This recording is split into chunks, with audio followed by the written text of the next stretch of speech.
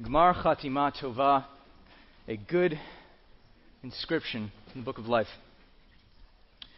So as we shared on Rosh Hashanah, this is sort of a continuation of that conversation, that drasha from Rosh Hashanah, to talk about the things that we can't get rid of, but we can't keep.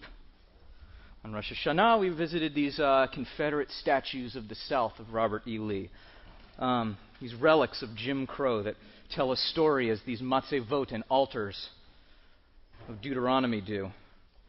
That if we want to build a common vision of what it is, who we're going to be as an American people, we can't worship at the places that make sacred our divisions. We have to tear them down.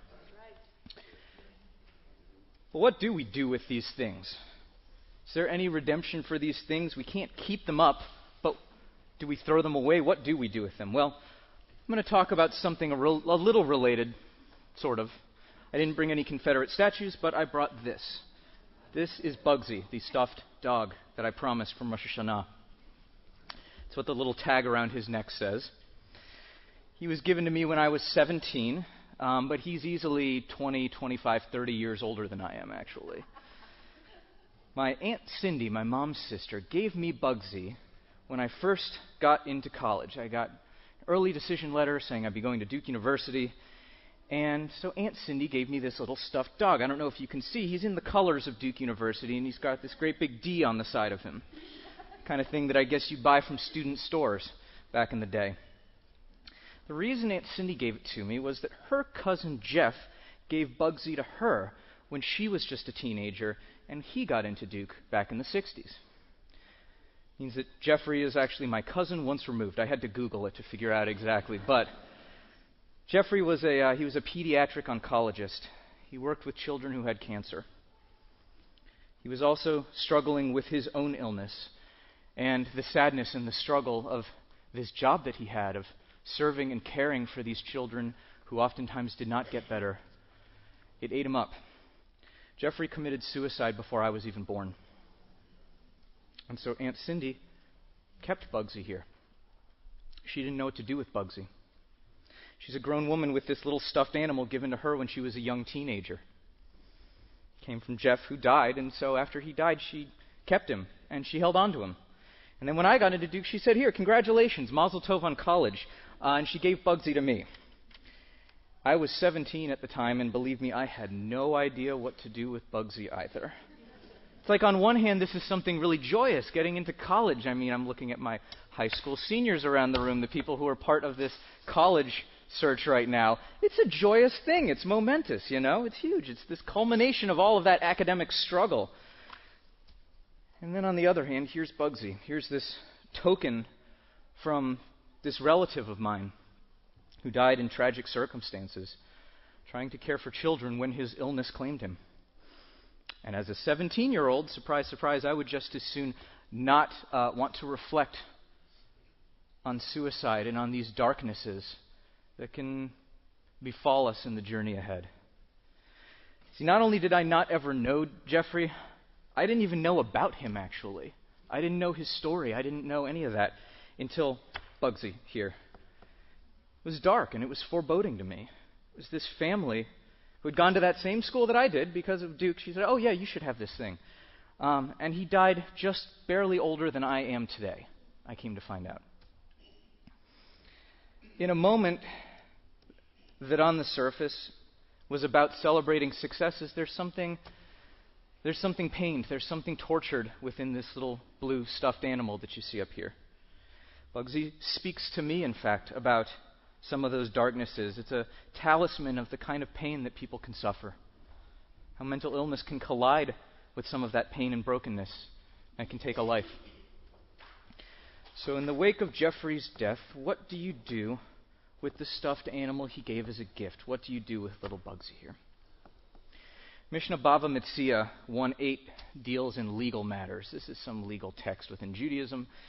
And it talks about what you do with documents and with artifacts that don't belong to you, but they're not yours to get rid of, and you can't keep them, but you can't sell them, and you're not supposed to use them yourself either. What do you do with something like this? What do you do with an artifact like Bugsy here? You're actually supposed to keep it, and you're supposed to retain it and hold on to it until Eliyahu Hanavi comes, Elijah the prophet. That's what this legal tractate says you should do with something like this. Hold on to it until Elijah comes. Maybe don't hold your breath, though, while you're doing it. Who is Elijah? And what does he have to do with this? What's the deal with all of that? Well, Elijah's kind of remarkable. Elijah comes to us in the Hebrew Bible. We have all of these stories of Elijah. And unlike, well, everyone else in the Hebrew Bible, Elijah doesn't die. He never dies. He ascends to heaven in a fiery chariot, but he does not die. And so then, he keeps coming back down. For the rabbis, he serves as this sort of mediating voice between their world and between God. Those of you who've gotten the chance to learn Talmud with me know that he actually comes and he visits the rabbis and he talks to them and they have these conversations, this sort of back and forth. If you recall this space last year, I recall telling a story about Rabbi Yossi encountering Elijah and them having a whole conversation about praying in the ruins of Jerusalem. And then centuries later, the central texts that establish Kabbalah, that establish mysticism, they do that as just a conversation. It's just riffing back and forth between Shimon Bar Yochai, a 2nd century rabbi, and Elijah. They just sort of play off of each other, and that becomes Jewish mysticism as we have it today. And Elijah keeps visiting us, even into this time, at the bris of a baby boy. There's traditionally this Elijah's chair that some honored relative would sit in. This idea that when you're entering a new baby into the covenant, that Elijah is there and present in that moment as well. And if your upbringing was anything like mine, you opened the door to Elijah during your Passover Seder with a cup out for him. And if your family was like mine, your grandfather quickly, surreptitiously slugged back the Manischewitz when you weren't looking. And then all the parents say, "See, look, Elijah came and visited. Isn't that great?" It took me years to catch him, in fact. And I understand that if you're an Israeli, Elijah might come to your Seder in the form of an uncle or some male relative with a fake beard, bringing presents and toys for all the children. I've seen this actually from an Israeli shaliach back when I worked for Hillel. And the thing is, my rabbi from my shul back in Durham that I spoke of, Steve Sager, teaches that if you pay attention in this world that we live in, you might actually encounter Elijah yourself in the coincidences, the serendipity, the stranger that shows up to help you in just the right moment. That if you keep your eye out in this world, you can actually experience a hint of that. A tzliel, just a little bit of repair that Elijah brings to our world. So back to Bugsy here. I don't totally know why Aunt Cindy gave Bugsy to me after Jeffrey died. I suspect what wasn't named was that same understanding that we get from Bava Metzia, that you can't throw this thing out, but you can't keep it. You need something to do with it. There has to be some kind of returning it, or revaluing it, or a redemption for it, that you hold on to it for some tiny redemption in this world. So when I got into Duke, my deceased cousin's alma mater, there was the Elijah moment for my Aunt Cindy. Suddenly, I could actually redeem this thing for her. And then it was my problem. What do I do with Bugsy? How do I reconcile this beautiful, adorable little stuffed dog here, but what do I do with that? It's not mine. I don't feel like I can keep it, but I also can't get rid of it. Can't sell it on eBay. So I put him on the nightstand in my childhood bedroom in Chapel Hill, North Carolina, and I went away for college. Bugsy stayed in that room in my mom's house, even though I never again lived there. In some ways, his very presence was overwhelming to me. I didn't want to take him to college with me. I didn't want this to sort of be marking the beginning of this new journey. I didn't feel like I could do that. So I left him there. But when I first read Mishnah Bava Metzia, while studying Elijah and the small redemptions that can take place in the world, I realized I needed to go back and get Bugsy. So I flew back to North Carolina last summer to reclaim him and take him with me to LA. He's here with us in this room today, because I realized that he had something for this space of the high holidays. And the thing is, it's not just me, and it's not just Bugsy here. That this, in some ways, is the story of Yom Kippur. Every one of us has a little stuffed dog. Every one of us has artifacts and pieces from family that we're not sure what to do with, and how we carry on with it, that we can't quite get rid of it, and we can't quite keep it either. Those pieces of ourselves that are stuck. And it's not just physical talismans either.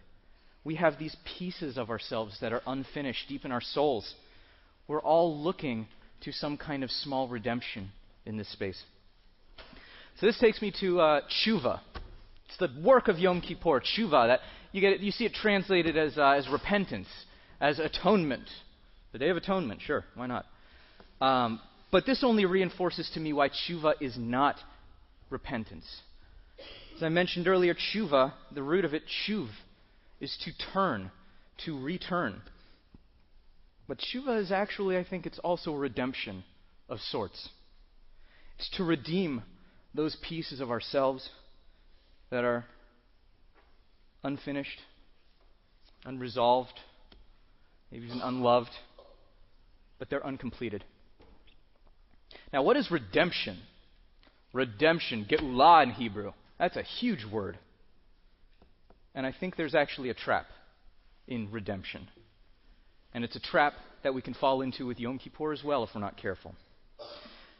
See, Elijah is actually connected to Messianism within Judaism. Elijah is supposed to accompany Mashiach ben David, the coming of the Messiah, when he comes to this world. And so one way of reading Mishnah, which people laughed at the beginning, rightly so, is that when the rabbis say, wait for Elijah to come to help you sort out what to do with that stuff, that's shorthand for saying, don't hold your breath. Maybe don't wait so long. And in some ways, that's the trap of Yom Kippur. Again, it's too big. It's too much. I mean, really, you're going to apologize for everything you've done wrong over an entire year to everyone in your whole life, and then to a God that you may or may not believe in, who you may or may not think is listening, to effect some kind of grand cosmic return in the world to be inscribed in the cosmic book of life, and therefore effect a grand redemption for the Jewish people. It's a lot. Maybe it's even too much. Maybe it's a little bit like Biat HaMashiach, the coming of the Messiah. Don't hold your breath. And this is why it's a trap, I say. This is why we have to understand Elijah and Yom Kippur and redemption differently. I want to play with that word itself, though, redemption, to redeem. This time of year, we're doing all of the returning, the repenting, but redeeming, strip it of its prefix and it's just to deem. To deem something is to think about it, to consider it, reflect on it. That doesn't sound as intimidating to me as the cosmic book of life and the redemption of the entire Jewish people, if you think about it. Maybe redemption, redeeming, can be a little bit smaller. Maybe it is about finding a new perspective on these pieces of ourselves, these artifacts, these stuffed dogs that we carry that we're not totally sure how to continue to carry them, what to do with them. We have all of this stuff. It's in our souls. It's in ourselves. It's connected to our journeys. It's the things that keep us up at night. The parts of ourselves that we don't know how to face, let alone love. But thank God we're not alone in it. We're not alone in it. Return to what Rabbi Sager teaches about Elijah. Elijah is present with us in this world. The small acts of kindness, of love, of serendipity, the stranger who helps us out, that's Elijah. It's Elijah not as the escort of Mashiach ben David, the coming of the Messiah. Elijah's when you're stuck at the parking gate because your parking validation only covered an hour and a half, and you've been there for an hour and 45, and you owe them $2, and you don't have any cash on you, and so you're going to have to repark and go to an ATM and go sort this out. And then Elijah comes, and Elijah's the stranger that shows up and says, hey, I got $2, here you go.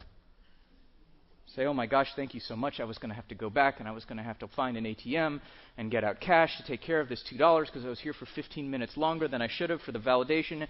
And Elijah says, don't worry about it. It's cool. It's okay. It's a tiny little sliver of redemption in the world. A tiny little hint of redeeming that we can experience. Elijah is the invitation to view objects or those parts of ourselves or people we love in a new light. It's an invitation in this sense. Yom Kippur is an invitation in this sense to be open to that Elijah figure, to be open to that Elijah moment in our own lives. That's the work of the high holidays. It's not impossibly large. It's not way out there. It's not Viat HaMashiach. It's not the coming of the Messiah. But it's in here. It's in the small kinds of redemptions, the little acts of giving, of redeeming, of changing our perspective, of learning to view and to hold and to love and to care for one another in slight, imperceptible new ways, which we hadn't seen over the past year. It's learning to fix and to hold with some rahmanis, with some compassion, those pieces of ourselves that we have such a hard time with, those pieces that are unfinished or broken or difficult to love. We do that for ourselves. We do that for others. I redeemed Bugsy here from a relative who still in some ways is mourning Jeffrey's death. By taking it here, putting it on the bima, and letting it speak to little redemptions that we can all experience in the world, I think it has its own little redemption perhaps for itself. It's not the cosmic one. It doesn't rectify or make sense of Jeffrey's death. There's nothing I can do to bring Jeffrey back to the world of the living. I will never meet him, and I will never know him. But maybe little Bugsy here can demonstrate something about what we do with ourselves and with others. A small redeeming, a new connection. It's the project of this time. And it's not easy. That's the thing about Elijah. He's notoriously tricky to the rabbis. He doesn't come when you command it. He doesn't come, you don't demand Elijah show up right now. Nothing. But he does come if you're aware, and if you're paying attention, if you're listening. It requires some real, some spiritual discipline. It requires a little bit of discernment. You can't force it. You have to find an even spirituality between searching and receiving. And it's demanding. It demands our attention to see those moments when we can be Elijah for someone else in the journey. When we can pay the $2 in parking fees. Don't worry about the coming of the Messiah. Elijah, Eliyahu Hanavi, the original, can worry about that. But maybe we can pay $2 to help someone else who's stuck behind that gate. It takes discipline, that kind of redemption, that kind of redeeming, to redeem, to imagine anew those pieces of ourselves. Helping others carry it, allowing and receiving others to help you carry it, to admit, to say something when you need help. So Bugsy now lives in my office. It's a little reminder of, yes, this cousin who I never met. Zichrono livracha, may his memory be for a blessing. But I also would suggest in some ways that his memory is for a blessing in the work he did, treating pediatric cancer. Even though he died far too young and I never knew him. But his memory lives on in this little talisman. As does that redemption and that act of redeeming, the small things to go out, to go forth and do in the world. Searching and receiving of Elijah in our own time and what it means to serve as Elijah for someone else who's in need. So on this, the holiest day of the year, when Sha'arei Shamayim, the gates are open, maybe don't worry about Viat HaMashiach, the coming of the Messiah, the cosmic tshuva of the book of life and the redemption of all of the Jewish people. Go forth and do small things. Perform small kindnesses. Redeem for others, for those who are in need, those who can use that helping hand. Let Elijah the prophet worry about the grand redemption. And between now and Ne'ilah, when the gates finally close later this afternoon, spend a little bit of time examining what needs redeeming for you. What needs those little acts of redemption? What needs reimagining and rethinking and reworking for yourself? And maybe how you can be part of that redeeming and that redemption for other people. What stuffed dog do you have? What documents or artifacts do you have from family from before? Which are the pieces in your soul that you're really trying hard to reconcile? Those are the questions for us to wrestle with between now and the closing of the gates at Ne'ilah. So let us go forth and in the meantime, and perform those little acts of redemption in our world. Gmar Chatima Tova. Shana Tova. And we have Sarah Senator with us, who's going to sing